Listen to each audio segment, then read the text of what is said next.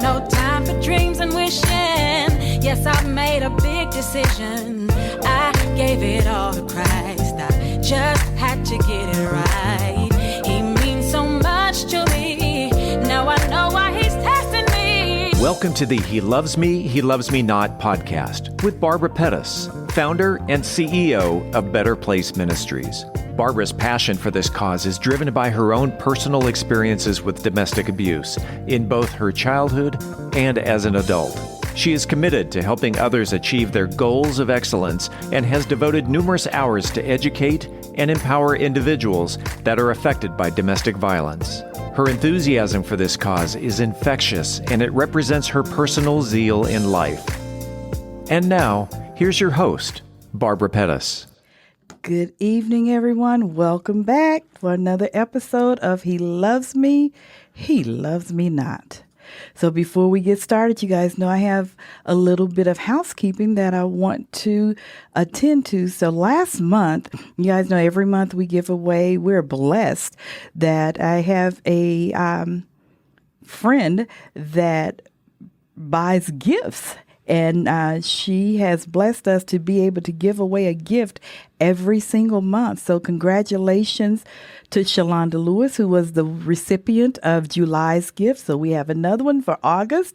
And guess what? What do you guys have to do? You have to share this video, share this podcast with at least 3 to 5 people. That's all you have to do to get your gift. Share it, and I will announce the winner at the end of August.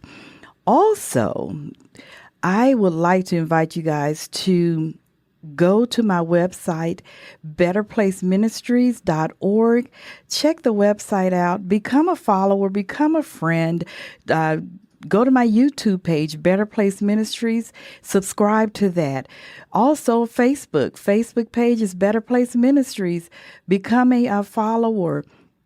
We're on Instagram. We're on Twitter. Listen, whatever social outlet it is, we're on it because we want to get this word out.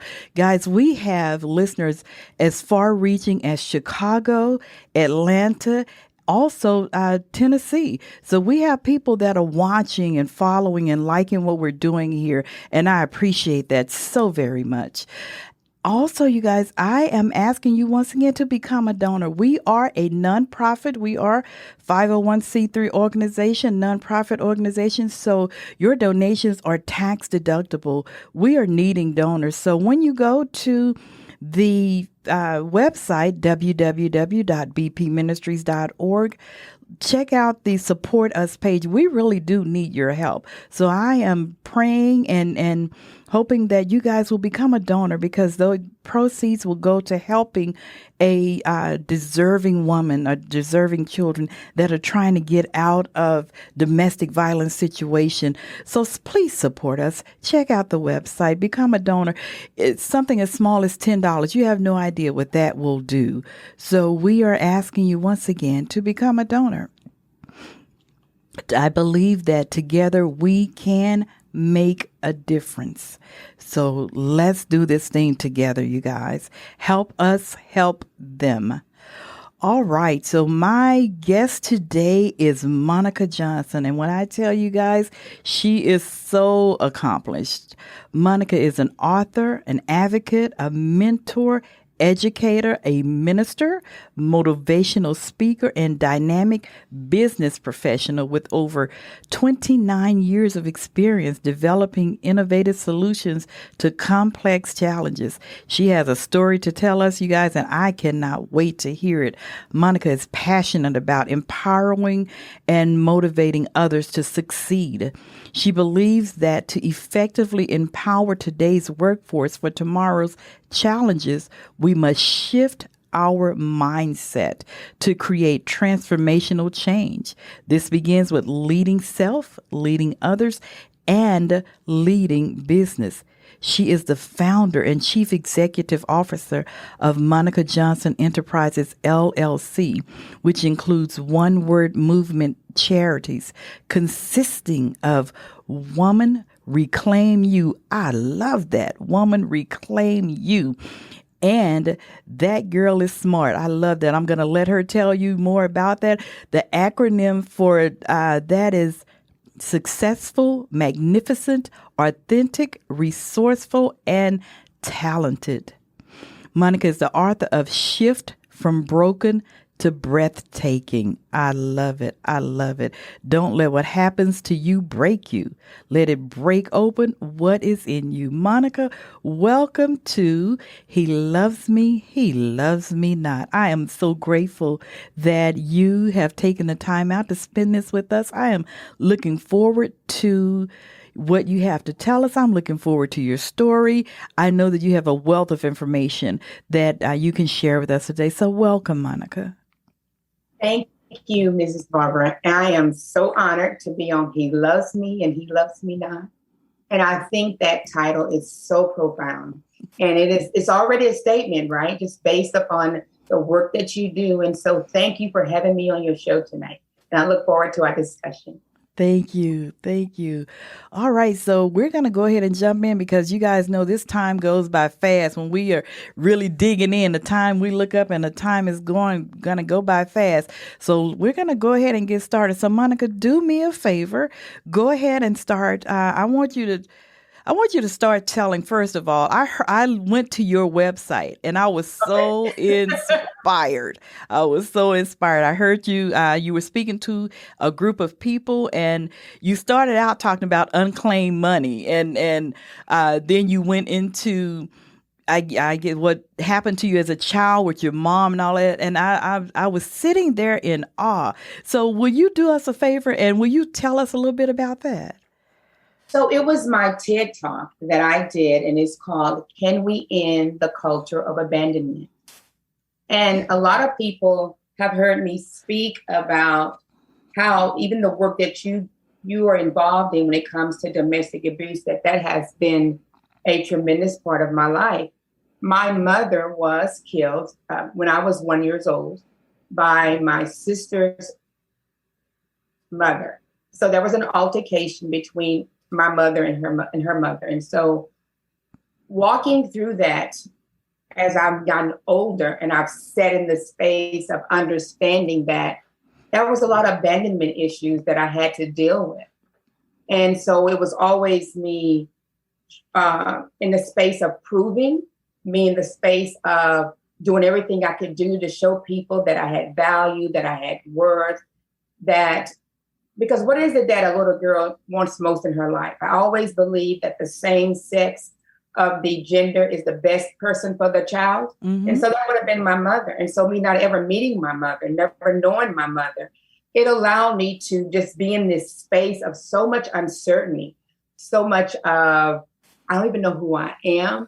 And so what I recognized, though, is that just through that process alone, through the domestic abuse, and she was only 21 years old when she got killed. Wow. So she was born on October the 5th and she died on October the 5th. She was celebrating her 21st birthday on that night. And you know, most people don't understand it, but I can truly say that she had to so that I could become. And so it's recognizing that if she had not have died, mm-hmm. how would I have been able to reclaim Monica? You know, that little girl who went through all of the trials and the challenges and the tribulations, but guess what? God trusted me with it. And so I don't see anything as a victim. I see me as victorious in it. And then I've been able to just be in this space of learning. I'm constantly learning who I am as a woman of God, a mother, a wife. And I could just tell you, but it wasn't like it was easy. There was challenges in this process of it. Yeah. So that's how it started. That's where the domestic abuse started. Okay. I can imagine. Yeah. And I get what you're saying. She had to, so you could be. I get that because the thing is, God knows exactly what it is we're going through and what's going to happen before we know, so the things that I've gone through, even though they were painful, He was right there with me and I had to do it so I could be equipped to do what I'm doing today. So I get that, yeah. I truly get that. Yeah. So after your mom passed, and I hear you say you were abandoned or you were going from home to home? Yeah, we were. So it was my sister and I. And back, so I'm in my 50s now, which I'm proud to say that. So as a little girl at 1 year old, you're not really sure of the space that you're in. Mm-hmm. You just know that you're in different homes.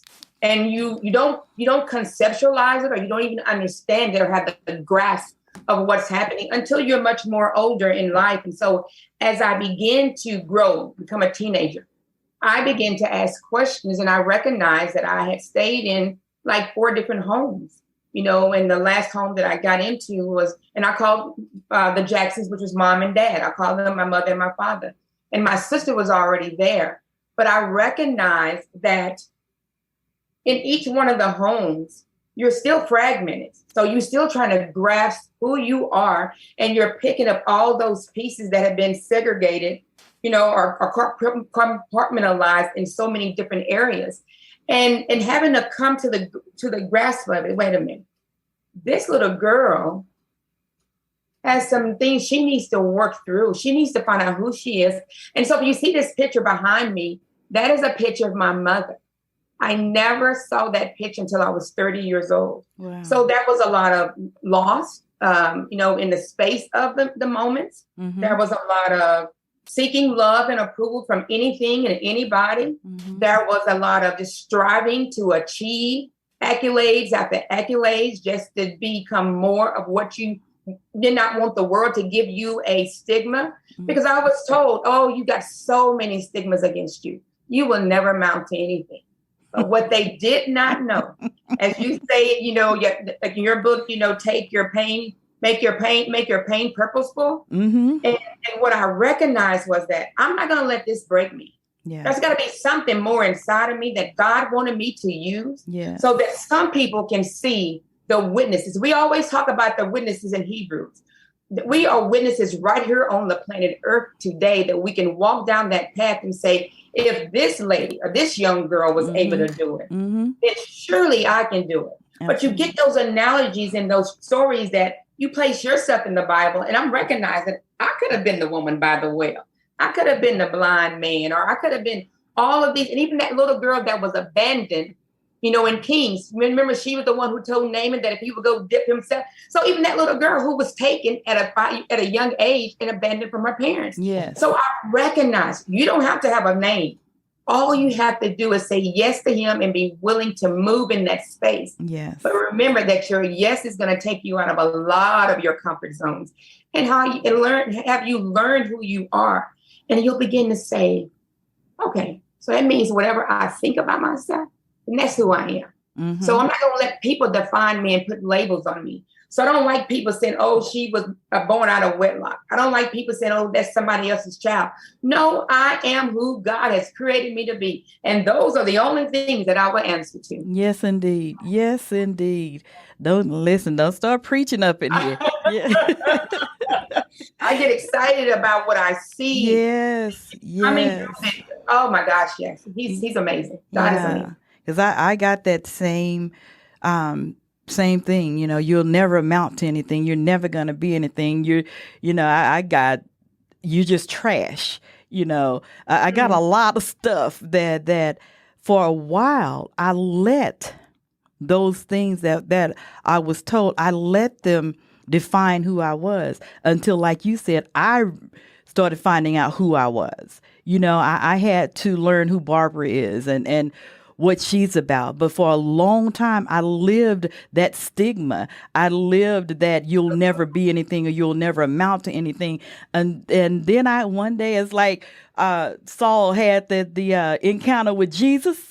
I had an encounter, and nobody could tell me who I was anymore because I knew that God loved me. I knew that every single thing that I had gone through was for a purpose. That's why I entitled my book From Pain to Purpose, because there was a purpose in the pain. And I learned from that purpose. So I'm on a mission now. I am on a mission, and I tell people if I have to do this mission by myself, I'm up for it. I'm the woman for the job. So I love what I do. Sometimes it's hard because I have a tendency I'll be up at 2 or 3 o'clock in the morning, and my daughter will say, "Mom, you need to go to bed. You need to let that go. You need to go to bed." And I'm trying to work things out. I am the woman for the job. Why? Because God said I am. Isn't that amazing, right? Because now here you are from a place of where you were. So it's like you're now having to teach a young lady what it is to have that self-esteem, have that self-approval. And so mine was mirror ministry. So once I started looking in the mirror and started liking all of my imperfections, liking who I was, knowing that I talk at a rapid rate of speed, that I have all of this energy and excitement of just life, I recognized that the only way that I was going to be able to grasp and change the way I thought, because I believe thoughts lead to feelings and feelings lead to behavior. Yes. That the only way I was going to grasp that, I needed to go back and recapture what it was to be a daughter first. Even though I had become a mother at 19, I needed to go back because there was no way that I could have birthed my daughter and allowed her to become into who she is if I don't even understand what that was. And so she'd have been trying to, imitate who I was, but it wouldn't have been the real me. So that daughter that was missing, that mother at a young age, going back to ask her, I know you're in pain, having that moment and talking to her and just recognizing that if you don't acknowledge her issues. So the reason why we are grown-ups in pain, men and women, is because we've never recognized the little girl or the little boy that is inside of us that is in pain. Yes. And once we pull that out and we give them that opportunity to say, I hear you. Yeah. I hear you. It does. It's like a paradigm shift and a change in your life. And you're like, okay, I'm not what they said. I'm not that label. I'm not, I would hear all the time, Miss Barbara, was, you just like your mother. Well, I didn't know what my mother was. Yeah. Yeah. And here lately, we still trying to find out who my father is. So just in those spaces of the trauma from the emotional perspective, the trauma from, the different homes and just realizing that somehow you don't fit into the whole nucleus. You're trying to figure out what it is about me that allowed him to create this huge assignment for me, right? Yeah. And then going through the physical. So it was the little girl as missing her mom, but then as a female who's much more mature in age, but not mature in spirituality and walk, I got into a domestic abuse relationship. So, it allowed me to just stay in it because I didn't hear the words, I love you. So you tend to stay in those spaces. Yes. He knocked my teeth out. I stayed. There was a child born 1 month before my daughter was born, and I still stayed because I just thought this was my definition of what love was. Yeah, because when you are fed that you'll never be anything, and you feel unworthy, we look for love in all the wrong places. That's a true thing. That may be a song, but that's a true thing. We look for love in on the wrong places. And I did that for many, many years. And we stay in those situations because we feel like that's our lot in life. Yes, ma'am. Until we get a revelation. We stay in those situations. And I tell people don't like this is what I found, Monica.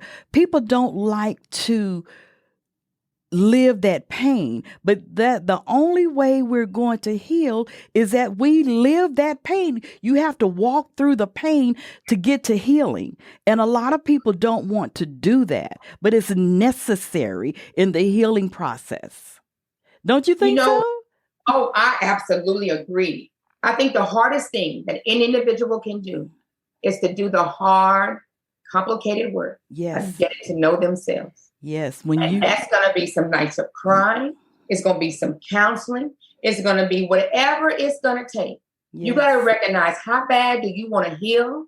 How bad do you not want to stay in these generational cycles? How bad do you want to change the environment that you're in? because now I have those done did it. I've already done that, and I'm not going back to those things because I recognize that is bondage. Yes. And you will not put me back in bondage just based on how you were raised, how you were trained, or how you were taught, or that learned behavior. We have to think different. Yes. If we want to do something different, even before the pandemic got here, and now that we thought we were coming out, we're still sitting right in it, right? You got to shift your mindset. Whatever got you here is not going to get you there. Yes. So you got to have some necessary endings. Yes. And that means you got to end some things before they even begin that was not even assigned to you, that we picked up the unsolicited wanted abuse, the unsolicited advice from others, the love that we don't have for ourselves. We picked up all of these things and we allowed them to come in to ruin our day and to ruin our life. But now we say, enough is enough. My pain, as you say, is going to be coming to some purpose. Come on now. I'm going to purpose this pain. And you got to understand that everything has a cost to it. And sometimes we don't count the cost in it. That's right. And we put ourselves in these cycles. Same friends, same outcome. That's same results, same outcome, and the steps you took to get to where you were already. Yeah. I agree with you. Yeah, and you know that old saying, you keep doing the same old things, you're going to keep getting the same old results. And if you don't change the behavior, when I went through Alcoholics Anonymous, they said one of the things that they would always say, you have to do the work. You have to do the work. And that's in anything, whether it's alcoholism, drug addiction, abuse. If you want to come out victorious, you have to do the work. And that's for men and women. You have to, when I told my guest last week, when I was writing my book, I had to pray because there was a lot of things that I didn't remember. So I had to pray and I asked God to bring those things back to my memory because I wanted my book to be true and accurate. So he brought all of that stuff back to my memory, and it was painful. At one point, I found myself in my closet on the floor sobbing because of some experiences that had taken place that I had forgotten about. And when I tell you, I was balled up in a fetal position sobbing, but I had to do the work. You are so right. It's necessary. I want you to tell us a little bit about your domestic situation, if you don't mind. And then I want you to tell us about smart girl, smart. I want you to tell us about that because that excited me. So, because I didn't know what love was.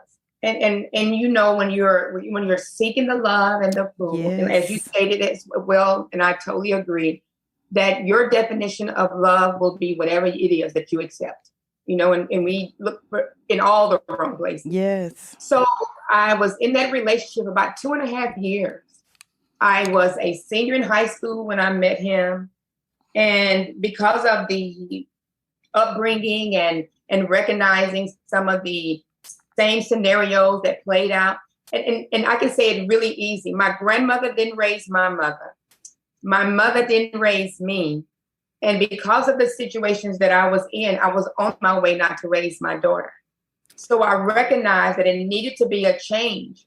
And so, but it took me those almost 2 years to get out of it. When, as I stated earlier, my mother was 21 when she got killed and I was 1. The last time my child's father hit me, I was 21 and she was 1. Wow. And I heard one of the parents say that evening when it was happening that if you did not upset him, he would not hit you. Yeah. That was the last time that he ever hit me. She was 1 and I left, and now she's 32. Yeah. So that was the trajectory change. Mm-hmm. But up until then, I stayed. So when people say, oh, she should have just left or she should have just walked out, if you're not in this situation, you can never say what you would do at the time. That's right. You're not in that person's shoes, and you wouldn't walk in my shoes. All you were seeing was the out of me. You weren't knowing what was going on internally. That's right. Or what I'd already walked through at the age of 19 already. You know, that I'm working my way through this attitude of Monica. Who is Monica? Who is Monica? Yeah. You know, And so that was the reason. And I stayed in it. And it was like, when I look at it now, and I remember the time when he told me, he said, well, what if God would have told you to come, that me and you should get back together and raise, our daughter? I said, well, the God I know, he never told me to go backwards. Come on now. And I never went backwards. Yes. Yes. And you said something, the person told you if you hadn't made him mad, like it's your fault. And that is the problem. People they victimize the victim. Like it's your fault that he's beating you up. It's your fault that he's calling you out of your name. Where is the accountability for the perpetrator? Absolutely. And we're experiencing it right now in the media with what's happening in New York City. Yes. You put in the blame on the individuals. When are women going to be heard and made to be true? So when I heard the attorney, she say, and I believe those people. Yes, absolutely. You can feel that. You can feel that if you've been in any kind of situation as a woman where you had whatever it was that has violated you. Because I had been, there's been sexual abuse when I was younger. Mm-hmm, mm-hmm. There's been physical, mental, and psychological abuse that I've endured as well. Yes. But when you see me, you don't see the residue of others' behavior. That's right. That's because God has walked all of that through. He's allowed me to go through that healing. And that's where That Girl Is Smart comes in at. Mm-hmm. It's a mentoring program from young girls. And it is to teach them how to overcome these roadblocks in life. Because I had people who loved me, but I didn't know what the definition of love was. Yeah. And they didn't know what it was to love a child who didn't have her parents. So we can't love people based on how we were raised or how we were taught. Every child has a different DNA. That's right. And you have to be in tune with that child. Because when they saw me as this child that was hyper, that was energetic, I was a smart girl. Mm-hmm. I just needed to be challenged. You needed to structure me to keep my mind going. Mm-hmm. Because you recognize I was in all of these activities. I was reading books, contests, whatever it was, because I was just a smart girl. I wasn't mischievous. I just needed somebody to help me be structured. Don't label me as being bad. And so now I see young girls who are struggling with low self-esteem. That was me. I see young girls who are dating guys now who they're in abusive relationships because they don't love themselves. Yes. That was me. Yes. I see young girls who settle for friends, like buying your friends just so you can be in the company amongst, individuals. Yes. That was me. I see young girls who look on the outside. People think because you have a nice shape or your exterior is nice, that the inside of you doesn't matter. But if that's all we're showing, because we don't know anything else, and that's what give us attention, then you're going to bring that to you. Right. That was me. Right. So I can help these young ladies. Because when they look at me, Miss Barbara, they say, oh, Miss Monica, you hadn't been through anything. Oh, don't let this look fool you. Come on in. Because what I recognize is, though, the things I've walked through, yeah, I can show you how to walk out of. Yes, yes. So forming the organization, That Girl Is Smart, and as you stated earlier, is an acronym for successful, magnificent, authentic, resourceful, and talented. And I think that we're all smart girls. And I believe that when we let our girls know, not just beautiful and intelligent, but you're smart. Mm-hmm. You got all of these things that make this one person be everything that God has created them to be. And when you said it a minute ago about these addictions, you know what my addiction was? This is what I say about addictions. Anything in excess of is an addiction. That's right. I'm addicted to education. All right. It's happened to work for me, but it's in excess. Mm-hmm. So like now I'm in school. I'm going to graduate in March with my LPC. I'm a licensed therapist, licensed counselor. I read that. Yeah. Yeah. And then I'm going to become a licensed therapist because in the pandemic, I took both masters.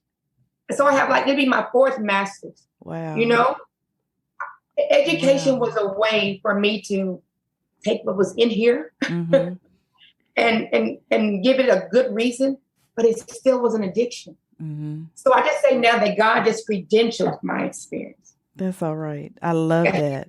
I love that. I'm going to show those girls how they can do it. And you can do it being classy. You can do it being a woman of God. You can do it with integrity because you're not going to let what happened to you break you. You're going to break open what is inside of you. Yeah. And the only way you can know that, you got to get still talk to him and ask him some questions. That's all right. That is all right. You know, you said something when I do workshops and I begin to tell my story, and I'm helping women find their worth and just do these different things. And I tell them, I don't look like what I've been through. I don't look like what I've been through. They say, well, really? Listen, I don't look like what I've been through. And it's all because of the grace of God. It's all because of the grace of God. This month, August 30th, I will be 63 years old. Oh, I don't amazing. look like what I've been through. And so when I tell my friends, when you see me shouting and crying at church, listen, I got a story. I got a reason to shout. I have a reason to praise. And you're right. And it's wonderful that your addiction is education, because you turn it to something positive. Whereas with me, I turned to drugs and alcohol, because that's what I knew. I didn't have at that time someone encouraging me to do something different. Well, I did, but I wasn't around my dad's side of my family. Like I was my mom's side of my family, because my mom was my first abuser. So I wasn't around my dad's side of my family because I have an aunt who encouraged me all the time. I just didn't listen, So I did what was familiar, what was comfortable, what was going to help me mask the pain that I was going through. So I love the fact that you took on education, and it's a wonderful addiction, I think. Let me tell you why, though, but you just touched my heart, because what does a child do when their first abuser is their parent?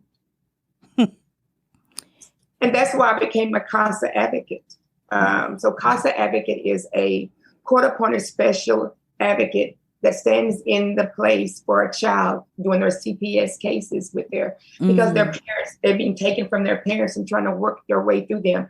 So I become that voice for that child. Yeah. Because they do have a voice. We have a voice that needs to be heard. Yes. And because of a lot of times in our ethnicities, we always say what goes on in this house stays in the house. Mm-hmm. Well, that shouldn't happen any longer, because what it does is that it creates mental illness. It creates diseases in our body and all that stuff. So you're right. Education worked out for me, because I recognize too, and I do tell people that if God would have given me beat and some boobs, there would have been nothing else left for me to do. So he covered me. I can't find the rhythm nowhere. And so he covered me, gave me everything else. But those two things he did not give me. So he protects you from you. And then I did try to smoke some they call it a joint, I guess, back then. Uh-huh. I went to the pantry and got some oregano and put it in a paper sack. Oh. And I thought I was smoking a joint. It burnt my hand. I ain't never smoked again. So that was my Yeah, that wasn't it. I know. But back then it looked just like it. So you have to laugh at all the stuff you go through. And so, you talk about it. So you only hear me talk about the parental side, right? Or the abandonment side. Mm-hmm. So imagine I got ran over by a car when I was in the first grade, drug 100 feet. I fell 18 feet off a bridge. I've had brain surgery. Hold on, wait, no. You can't gloss over that. You can't do us like that. You can't gloss over that. Hold on. You were ran over by a car. I don't eat brownies to this day. So I got some work still to do. So I'm from East Texas, and every year in October, the brownies would rock in the Christmas parade, what they would call the Christmas parade in October. And so I was dressed up in my little brownie outfit. And so I could wear it to school that day, and we were going to leave early, and they were going to allow the brownies and Girl Scouts to walk in the parade. So one of the gentlemen on the bus, as we was getting off the bus on school campus, he took my brownie hat and threw it in the baseball field, which is like right there on campus as well.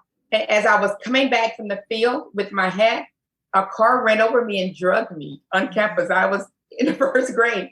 So I had skin grafts. I got hit in October, but I couldn't go to school no more that year because I would get infection in my face. So they had to be homeschooled. And when I look at it, and I remember asking my aunt at the time, who did this to me? Because they knocked my teeth out. So I've always had to keep my teeth replaced and just the internal bleeding and everything. So 100 feet. And then I fell off of 75 to Lemon, which is in Dallas when I was in 94, I think, 94. In 94. I was out one night. I was leaving a club, I think it was called the Iguana. And so I always rode by myself, and I was going to be responsible for Monica. I came by with Monica, and I'm going to leave with Monica and go home with Monica, right? So I was driving this truck, and it stopped on me. This is when they were fixing 75. Okay. So 75 was on the bottom. No, 75 was on top, and Lemon was on the bottom. And there was only 2 lanes on each side of 75. It's not what it is today, but it's right where that Target is on 75 now. Okay. And so the car stopped on me. And as the car stopped, I said, oh my gosh, like 2:00 in the morning.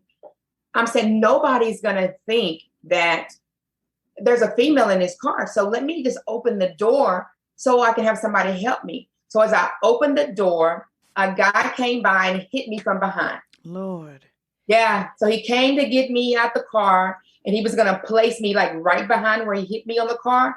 Then another car came. He was going to press both of us together and kill us. So he threw me over and he jumped. So I landed on my back on Lemon. So when the ambulance came and all the police reporters and stuff, they came, we were on Lemon, but the wreck was on 75. My goodness. And so I didn't break a bone. I just couldn't walk, had to like go through therapy and stuff.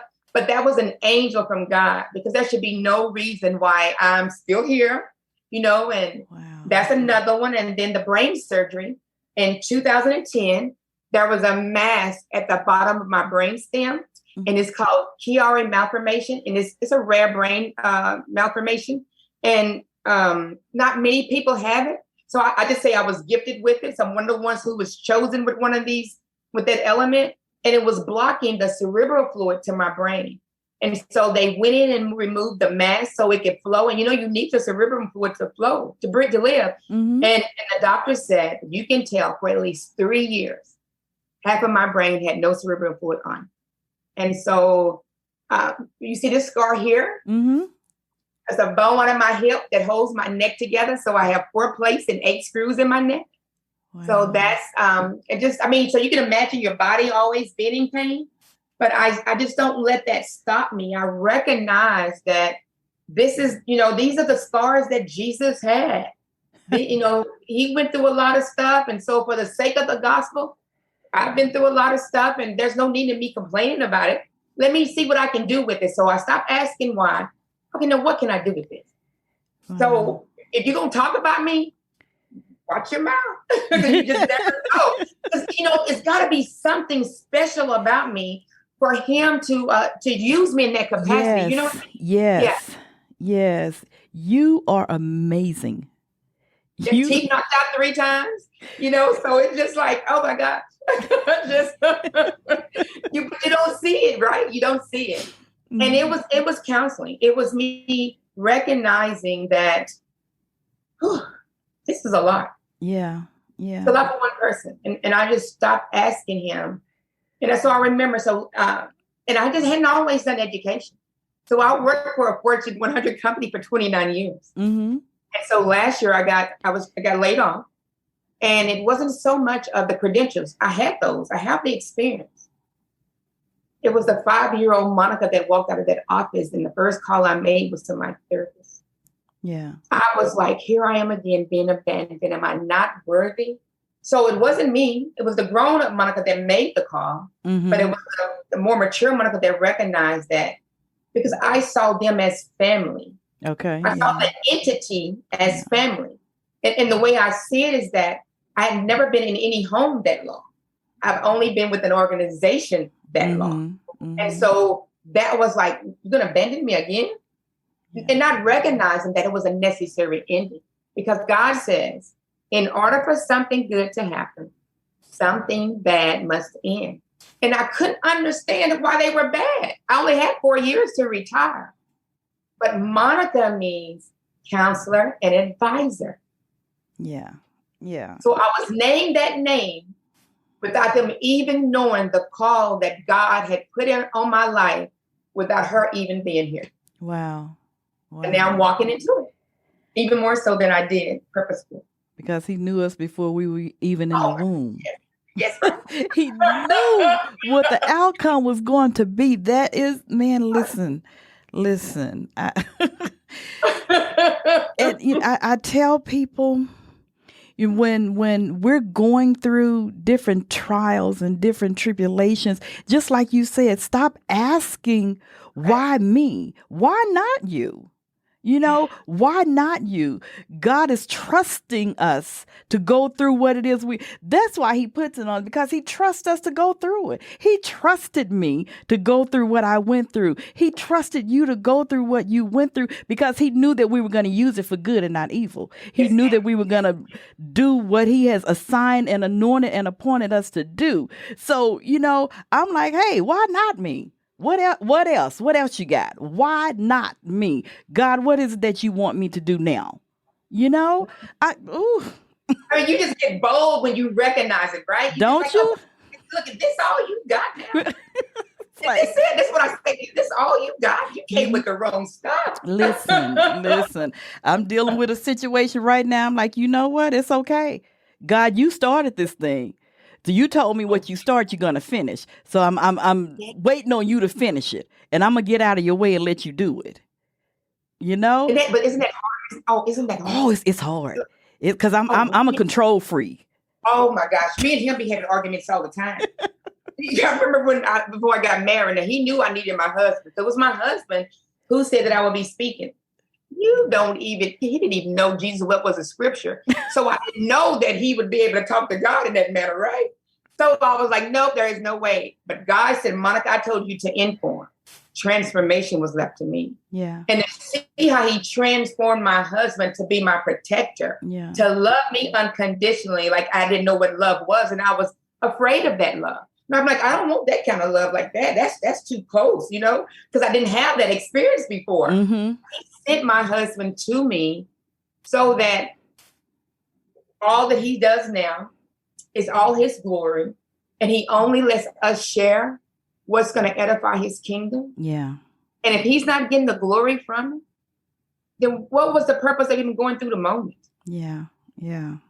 Yeah. So I'm so grateful for the work you do with women because I know what it was like. And if it wasn't women for you, like standing in the gap and saying, look, and I had a lady at my job, and she was like, Monica, you better than that. But it took the police for me to really understand. I was, and I can share, and this goes back to that domestic, and you choosing the wrong type of people, to date or be involved with. Yes. And so I was dating this guy because I didn't know who I was.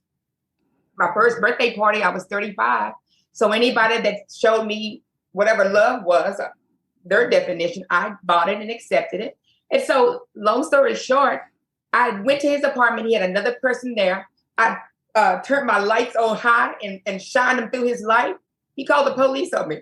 And so the police came and he said, young lady, he said, what are you doing here? He asked me, what did I do? And I said, well, I go to school at North Texas. I majored in accounting.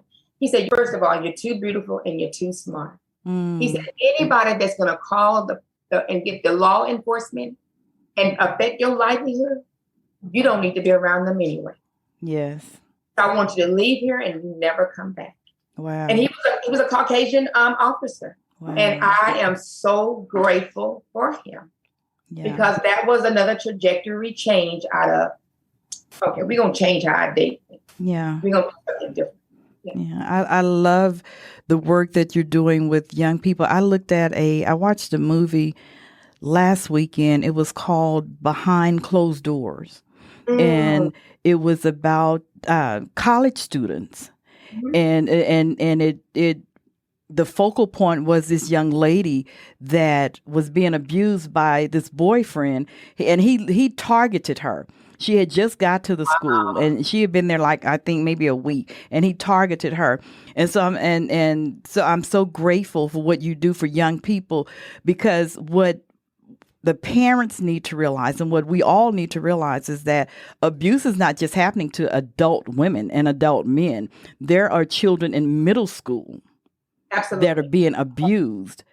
There are junior high and high school that are being abused, and we need to pay attention to the signs. We need to pay attention to what's happening and let these young girls know that you're worthy of so much more.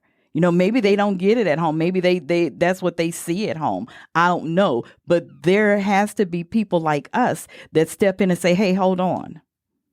You're right, because I've seen, so in just some of the scenarios of the young ladies who goes through this program. And I remember there was one young lady, she had been molested by one of her relatives, companion. Mm-hmm. And she was not believed. It was not until he did it to the 2-year-old that there was finally some belief to where they were taken from them. But the father broke her collarbone because she told on what the companion of her relative had done to her. So now they're already being abused by another perpetrator. And then you go emotionally and then physically abuse them because they informed someone that they were going through. And she was 14 years old, helping raise her other three brothers. Yeah. A child's responsibility should never have anything that includes anything that adult is responsible for. Huh. As a child, they are only responsible for what they could handle at that age and that age only. And with social media, instantly, they're already trying to live up to the hype of what they see, from all the hip hop and all the other reality shows that they see. You got to come to them with more than just scriptures to those babies. That's right. You got to sit down and talk to them and have a one-on-one real life experience with them and share some of the stuff you've been through. Stop just covering it up. Yes. And making it seem like you don't do anything. Everything is so crisp and cream. And I tell them, because when I read the Bible, God didn't use anybody that had not been through anything.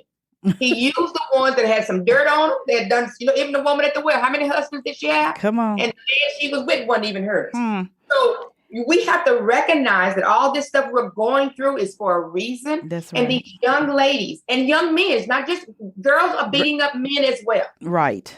And they're abusing them. But they're seeing this in their psyche. They're seeing it in their environment at home. And a lot of grandmothers are tired of raising their grandchildren. Yes, they are. Raised by their parents. So when a parent's going to say enough is enough, we got to change these cycles that we keep seeing. Stop becoming what the norm is. Mm-hmm. Let these babies be raised in the home that they were raised in by you getting yourself together. Yeah. And saying, I'm going to heal this situation that I'm in. Yeah, because, we talk about generational curses and we do have generational curses, but we can stop those generational curses. That it can stop right, with us. It can stop and make a change and make a difference in someone's life. And when I had the privilege just a few years back now to speak at a middle school.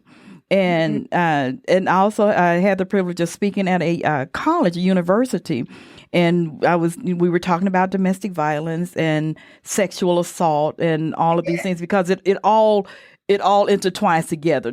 Human trafficking, sexual assault, all of this. And so when I tell them I was raped at 15 years old, I noticed a couple of young ladies just drop their head. And so I keyed in on them to make sure that I was able to speak with them after the session. And when I did, they just started crying. And I'm like, baby, you've got to tell somebody. And I tell them, you have to tell somebody. That's the only way we're going to be able to help you. That's the only way you're going to get the counseling that you need, the help that you need. You have to let us know. You have to talk to us. I don't care, if the person says, well, if you tell I'm going to do this, that, and other, they're not going to do anything. Tell. Yeah. Look, raise your hand, shout it all over. Because I remember when I told, the family was mad. When I said, this is what happened to me. Yeah. Like, you don't tell family business. No, yes. Because if you did it to me, you made it my testimony. Yes. So that means I'm going to tell. So if you didn't want it to be told, you shouldn't have did it to me then, or allowed it to happen. Yes. And they walk around in shame, in guilt. We should not have that placed back on you. You've already been violated, and now you're walking around in it. Right. Yeah. When I wrote my book, I to this day, I still have family members mad at me, but it's okay. It's okay. I'm okay with that. Yeah. Yeah. I still, yeah. Oh my God.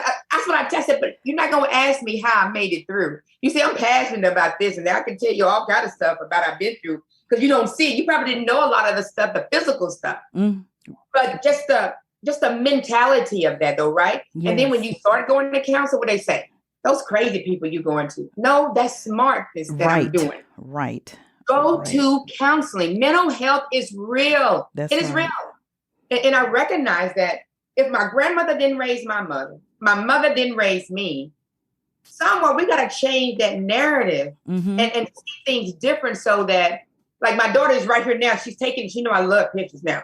I'm telling you, I love pictures. I didn't used to like pictures. And a while back, Miss Barbara, they'd be like, why do you always post pictures of you?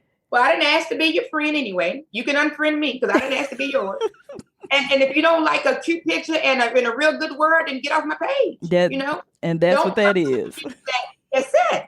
We're going to change some narratives. We're going to change some situations. And we're not going to just sugarcoat this information. And we're not going to over spiritualize this dysfunction that is happening in the world. Right. I know how to read scriptures. That's why I have a master's in theology. All right. I'm on the DBE, so I can read some scriptures. All right. You tell me how you made them applicable, then we can talk. Yeah. We're going to get down to the root of the issue so that we can understand the dynamics. That, oh my. So that didn't work this time. Yeah. That's not going to work the next time. Got to do something different. Got to do something different. One of the things that I was determined to do from the abuse of my mom was, I had said if I ever had children, that I wanted to be a better mother than she was to me. So I was determined to be a better mom. Now, I probably overdid it. And they still have to tell me now, Mom, we're grown, but I was determined to be a better mother because I didn't have it. And I wanted my children to know that they had a mom who loved them. They had a mom who was going to protect them at all costs. And, that I didn't want them to go through what I went through. So I was very much overprotective. I still am. And my children are 43, and my daughter will be 40 soon, but I'm still very much overprotective. But we can change the dynamics. We can change the outcome of things just by having a different mindset. As you said earlier, that we can make a change. And that's why I always say together we can make a difference. I truly believe that we can make a difference. And that's what this platform is about. Yes, ma'am. And that's why I'm grateful for the platforms where people now are finding the space to be transparent, because what we recognize is that you heal so you can help somebody else. Yes. The longer you stay unhealed, the longer that person that's assigned to you stays in bondage or in pain or in shame or guilt. And they are not able to walk out the way that God had predestined for their life to be. Yeah. And a lot of times, either it'll be some addiction that we'll cater to, right? And we have to recognize that, okay, you did it, but you can't let that stop you go to the next thing. Right. Try something different every time, and just recognize that, okay, let me reflect and ask, am I staying in this situation? Is it for my greater good? Or am I staying because I'm afraid, or I'm shameful, or I don't want to do the work? I don't even know how to do the work. There's so many of us now who is willing to open our mouth and say, I can show you. Yeah. I can walk that path with you.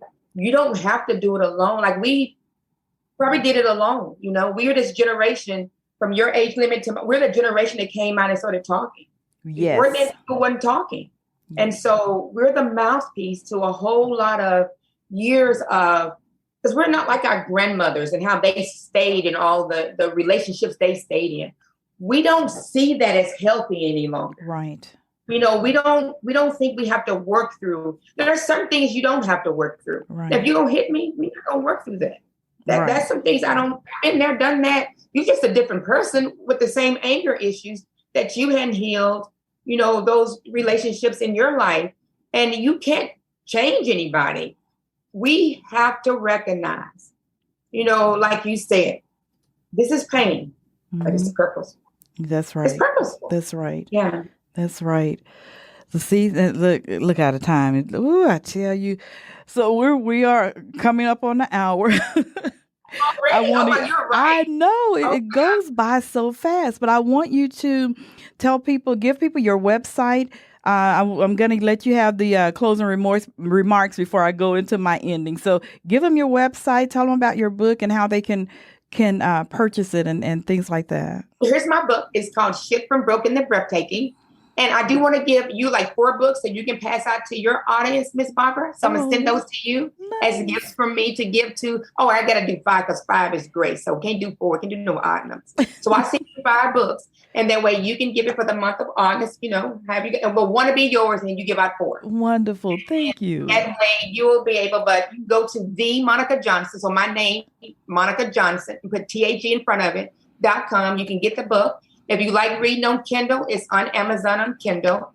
And it is a book that allows you to recognize that within yourself, there's nothing but greatness. There is nothing that you cannot overcome. When you get to the moment to where you've thrown in the towel and you've done everything that you could do, you just stop for a moment, you look in the mirror and you say, I can do this. I can, I will, and I must. And as you do that, you watch how your attitude about everything in life changes. It changes for the betterment and it changes for the good. Somebody has to carry the mantle in the family. Why not let it be you? And that way, you will no longer ask why.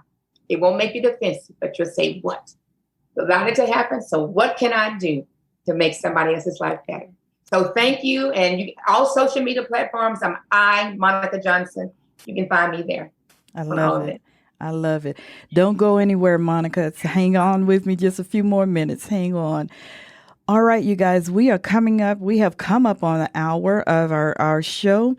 Please check Monica out. Go to her website, check her out. And again, I'm going to invite you to check out my website, www.bpministries.org. Become a donor.